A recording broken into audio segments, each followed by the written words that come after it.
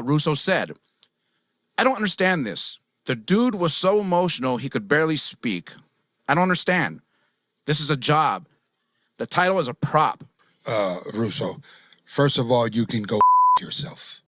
Rikishi claimed that Austin knew he wouldn't steer him wrong, but I tell you what, he would run the car clean over. Vince Russo, welcome back to Fog Wrestling. This is a wee bit of unexpected news here on the 14th of October 2024. Now let's just get straight into it. Jey Uso's won the Intercontinental Championship. He beat Braun Breaker. He got emotional. I mean, honestly, I can't even recall how emotional he got, right? But tears were shed, apparently, right? And Russo has called it out. He says that pretty much it's pathetic. Why is he getting emotional?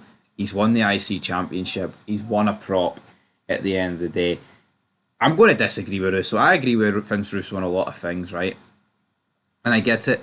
You know, he went into the fact that Jey Uso has been in WWE for a long time. He's been in WWE for 15 years, right? That is a long time, no two ways about it. So maybe the IC Championship shouldn't mean anything to him. But then I think Russo contradicts himself because he turns around and says that. And then he's like, why is he crying over a prop? Regardless of how long you're into your tenure, you will be crying over a prop anyway. But fair, I mean, Russo takes pride in the fact he's like, you know, it's not real. It's sports entertainment. It's supposed to be a TV show. And I think Jey Uso adding emotion is a good thing. Now, I get it. I'm not saying this was put on by Jey Uso, but obviously it's a TV show, and heightened emotion adds to wrestling. It does. You know, you look at WrestleMania 20 ending, obviously, you know, it never really gets brought up anymore because of what happened with Benoit.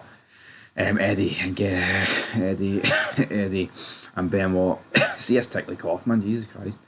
Eddie and Benoit in the ring, obviously crying. You know, a pretty big moment in wrestling history. You know, Shawn Michaels crying when he won the belt, Ric Flair retiring and crying. You know, tears. You know, when people die, there's been tears. I think wrestling. You know, I think it suits wrestling. I think there is some instances where, you know, MJF in the press conferences crying.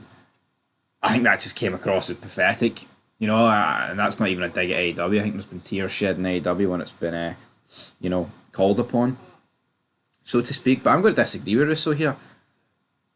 You know, yeah, they're a prop, but it's a TV show. You know what I mean? It'd be like, oh, why is Walter White crying that Hank's dead? You know, it's not his real brother. You know what I mean? It's not Bryan Cranston's real brother. You know, where do you actually draw the line? But you know, that's the context here. Rikishi's heard this. He simply said, Vince Russo, you can go fuck yourself. And it's like, okay. And now he wants to fight Vince Russo. Obviously, you know, Vince Russo and Rikishi, they're of similar age at the end of the day. They're similar age, but challenges Russo to a fight. To sum that up, he says, step the fuck up. Let's do this. I think... No, I don't think. I know. Rikishi would kill Vince Russo. Right? So, it's definitely within Vince Russo's best interests if he steers clear. I'm liking all these driving references. If he stays clear of this, because it wouldn't end up good for him at the end of the day. Like, absolutely not. But is it an over-exaggeration from Rikishi? Yes, I think it's I think threatening to beat the guy up, because I get it, right? He's defending his son, right? I totally get that. And, you know, I fucking respect it. But, you know, Russo didn't really cut too... Well, I mean, he's cut deep, because obviously Rikishi's been cut by it, but, I mean, Russo wasn't threatening towards Jey, so he just said, like, why is he crying? You know, it's a prop. I mean, he's been there 15 years, sort of thing.